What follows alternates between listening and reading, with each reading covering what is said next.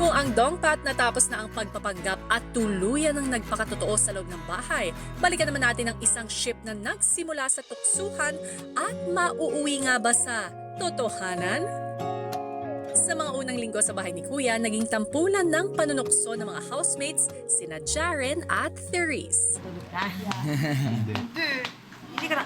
Naisip niya kasi si Jaren kagabi kaya hindi siya magkatulong. Bad dream daw. Oo nga, bad dream. Ginawa mo kagabi. Ginawa mo tama yun. Hindi tama. Why you dreaming about me? Assuming. Ikwento mo nga sa akin, Jaren.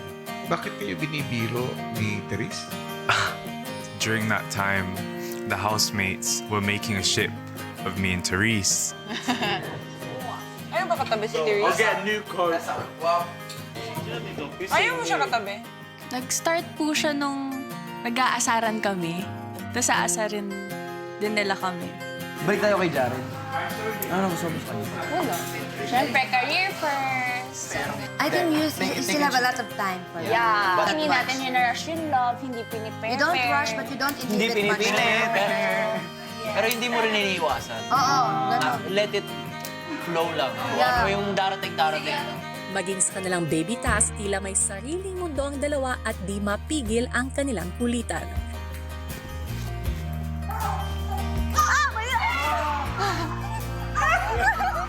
I think at that time, Therese and I always liked to, we played around with it.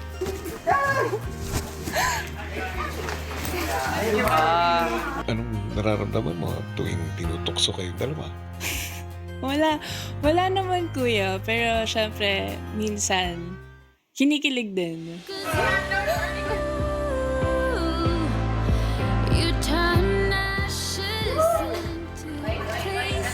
At sa isang masayang gabi nga, muling napuno ng tilian at kilig ang bahay dahil sa isa na namang tuksuhan. Things, sasabihin ko, if I like, aamin ako, kaso nga hindi, di ba? Namali lang ako.